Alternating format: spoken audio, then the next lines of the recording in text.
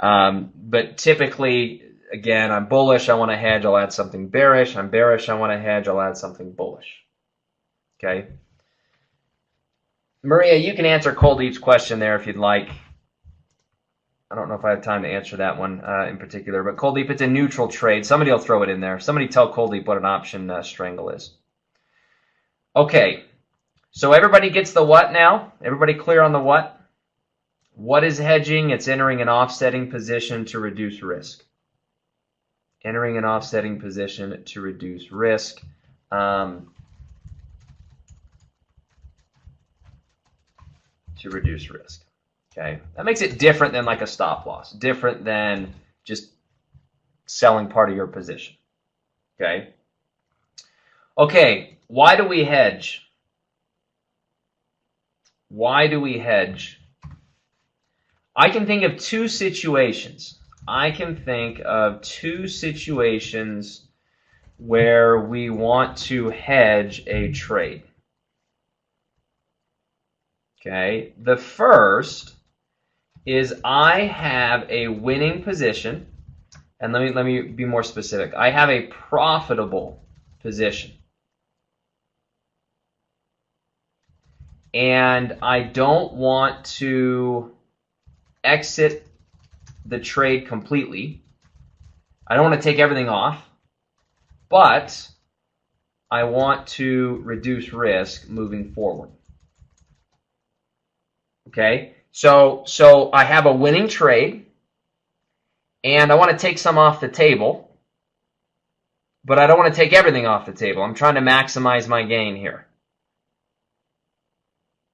Okay, so this is a compromise. Think of this as a compromise to staying all in or getting all out. I may hedge my winning trade. Everybody clear on that? It's a compromise, because we're always, there's this psychological tug of war when you have a winning position. Part of you says, hey, I want to really swing for the fence. I'm making money. I want to make lots of more money. I'm just going to stay in my trade. And then the other part says, no, get out. It's going to go against you. Don't give back all your profits, you dummy. Well, how do you give in to both emotions there? What's the compromise? Well, you may hedge your position, and that way if it keeps moving in the right direction, you still make more money, but if it goes against you, you don't have as much risk. If it goes against you, you don't have as much risk. Okay? Another situation, well, let me give you an example. Okay? Let me give you an example.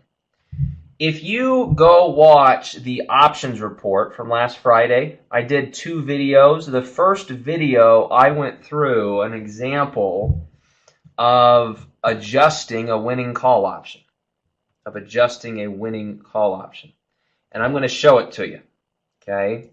So, biotech, XBI, has been a pretty bullish sector. And let's pretend like we bought a call option right here when it was starting to break out and move higher. So we bought a call option. And specifically, I'll give you some numbers so you can see this, see exactly how it would have played out. $3.35. So let's say that you bought your long a November 85 call at $3.35. Okay.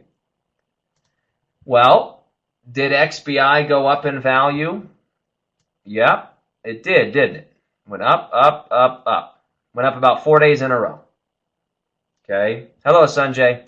So let's say on October 3rd, you see how it had a bearish candlestick? Started to show a little bit of weakness on October 3rd. So you own a call option. You're making money, making money, making money, and then the stock starts to peter out, lose some momentum, right? So maybe you want to adjust the trade, right? At this point, let's say that our call option has risen in value, rises in value to, oh, I don't know, maybe $4.50. Okay, so you're long a call at $3.35, it goes up in value to $4.50. So right now you're making what? About 115 bucks, about a 30% return. Okay. Could you make the case that you should maybe get out of this thing? Just take the profit and run? Sure. Yeah, you could make that case. Could you also make the case that this is in a good uptrend and maybe you should just let it ride? Yeah, I think both of those arguments are valid, right? So, what's the compromise? Well, instead of exiting, maybe I hedge my trade to make it easier to let it ride. Okay, the hedge reduces the risk. So if the stock drops back, I don't give profits. I don't lose profits as fast. But at the same time, if the stock continues to rise, I can rack up more profit.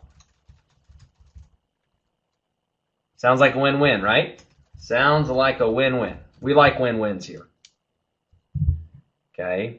So again, this is a profitable trade, and I'm thinking about hedging it as a means of reducing risk, but also, yes, XBI, sorry, on the ticker, but also I can rack up more profits.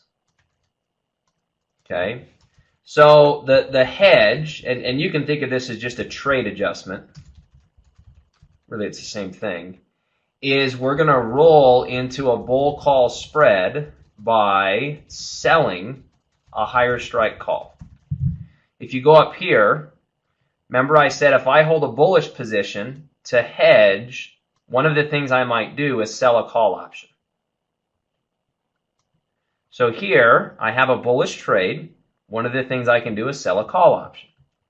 So suppose that we sell the November 90 call. Go look at the chart. Okay, we bought this 85 call right here. Stock went up. Now we own an in-the-money call option. So to hedge, we sold a 90 call against it. I sold a higher strike call in the same month. And when I sell that call option, I bring in money. So let's say we sold that 90 call for $2. Okay. So I initially paid $3.35, and I just did an adjustment where I brought in $2. Okay, I brought in $2. So think about what that does to my overall risk for a second. The long November 85 call had $3.35 of risk. Okay, this is pre-hedge. This is before I make the adjustment.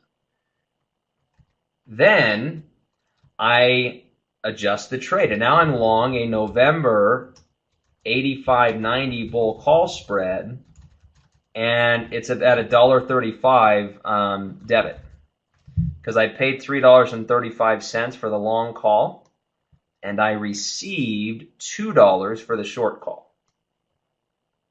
Okay, so now I only have $1.35 of risk. Okay, so this is post-hedge here. I have $1.35 of risk. So did I reduce the overall risk in the position? Yes, I did. Can I still make money if the stock keeps rising? Yeah, the match reward on this, you have to know a little bit about a bull call spread, but this is a $5 spread, and the net debit's $1.35. So our max reward is $3.65. At the time, we were up about 130, 150 bucks. So we can still make 300 plus. So we can still make more money, but if the stock comes back down, we can't lose as much. So to me, this is an example of hedging a profitable position where we don't want to exit the trade completely, but I want to reduce the risk moving forward. Onshore, that is correct. That is correct. Now, there's a million different variations of this. Okay, this is just one example. What I want you to understand is the principle. The principle, because what it does is it opens the door to all sorts of different ways that you can now think about managing your positions. You're not relegated to just exiting and closing the trade every time it's being done. When you understand this idea of hedging or adjusting a trade, it allows you to maybe squeeze a little more profit out, but have less risk in the process. Okay? So when you look at this in your, I have this one as an example. When you look at this, it's not too tough to track. I mean, for me, if I go back to this particular example and I say, well, I mean, here's XBI, here's a call option. I know I bought it because the quantity is +1. I know that I can click on the quantity column and it tells me the day I bought it. So September 28th, we bought this call. And then here's the 90 call that we sold.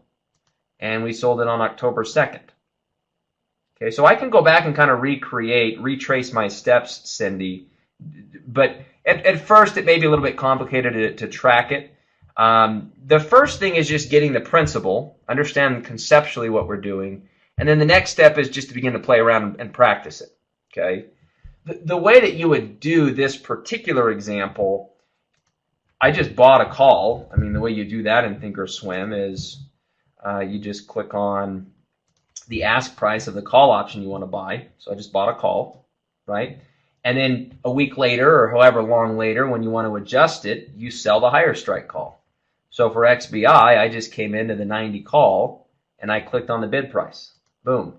And I put it in an order to sell the call.